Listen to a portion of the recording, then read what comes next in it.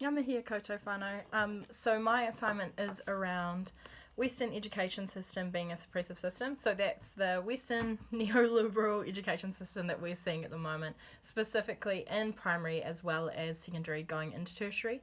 But my main argument lies around probably more primary and secondary not really getting us ready for what life is. A lot of the academics that I've come across have seen and explained education as something that should get you life ready. So that's something that will get you ready for the workforce and something that will get ready for everyday life. But in all fairness, it doesn't do that.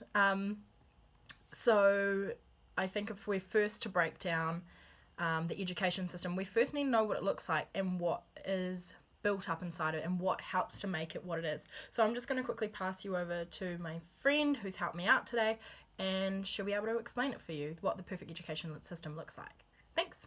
I'm going to be teaching you how to make the perfect education system today, which is super awesome. I know this is well requested. So what you're going to need is a little bit of colonization, a little bit of neoliberalism, and quite a lot of capitalism. And I know you can find these anywhere. I think a bit of it as well, if you want to be a little bit spicy with it, chuck in a little bit of pollution and a whole lot of not knowing what you're doing. If you can't find this, totally hit up your local MP. They'll be more than willing to help you out. Okay, so what we're going to do to begin with, we're just going to chuck it all in today and be pretty liberal with it. Like, just kind of go a bit crazy. The ratios don't really determine how it's going to end out. It's going to end up terrible anyway. So we're just going to throw the last bit in there. And I'm just going to give a bit of a stir. So hopefully this turns out well. I'll show you guys the end result. And it's well mixed. Yep, and I'll just grab this. And here we have it. The perfect education system. Thank you all for joining. I'm going to pass you over back to my colleague Nikita, who will carry on explaining her assignment. See you guys. Brilliant. So long story short, the education system is pretty shit. And I think it doesn't just stand here in New Zealand. I think it's kind of everywhere. Because we have a capitalist society, we have a neoliberal society that none of us are ready for. So talking about the suppression that does happen in schools, and this is not a nasty act, but I think that this comes from this very colonial idea of hierarchy and really, really respecting a hierarchy. And that's just easy enough to say that you need to put your hand up to speak, and you need to and I know this may come across as a weak argument, but I think it's very valid, because we're doing that if you do stay to high school all the way through up to year 13.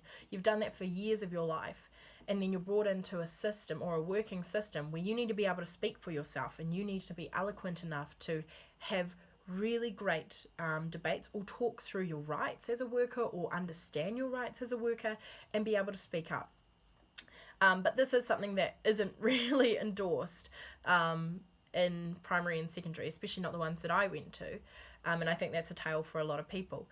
Yeah, so when we are in primary and secondary, and I understand primary because there's a lot of lessons that need to happen at a lower level of life, but as we're getting older, and also we're seeing people leave for the workforce at 16, why are we not getting them ready before then? We're getting them ready after that point, which again is showing me that there is a huge inequality in the type of people that we are valuing in society. So in terms of, putting your hand up when you're asking to speak, or only speaking when you're spoken to, asking to go to the bathroom, and also being taught to report on rather than think for yourself. And I think that this is a very, either, this could be a capitalist view or a neoliberal view, or potentially it's just a society view, that we're not actually, when we are in the workforce, we're not actually looking for new and organic ways of thinking of things or creating things. We're looking to take what's already made and make it better.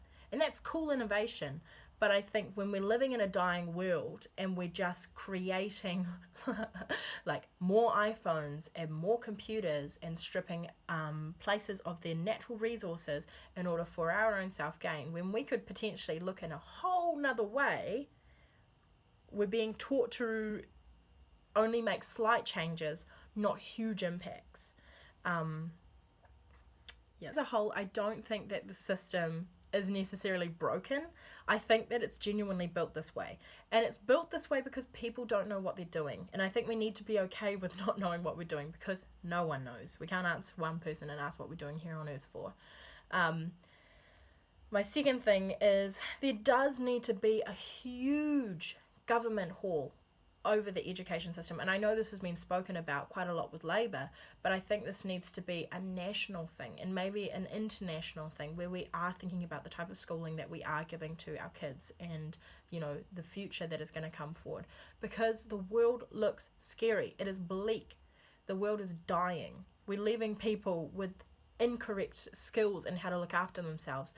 It's more stressful with the internet and just people having a lack of communication with one another now, that we need to be teaching people a lot about themselves and a lot about what, you know, their internal holistic well-being and also their spiritual well-being. And I know this sounds really, really all over the place, but it's something that we do really need to look into as a society as well.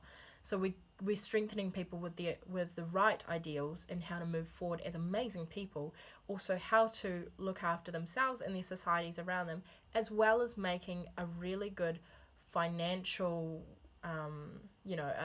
making really great finances for themselves to live in this world, this very capitalist neoliberal world where the education system has let them down. But instead, the education should be our first step to being successful in life. I know I've ranted, but I talk more about it in my assignment, and I really, really hope that you do enjoy my assignment. Thanks.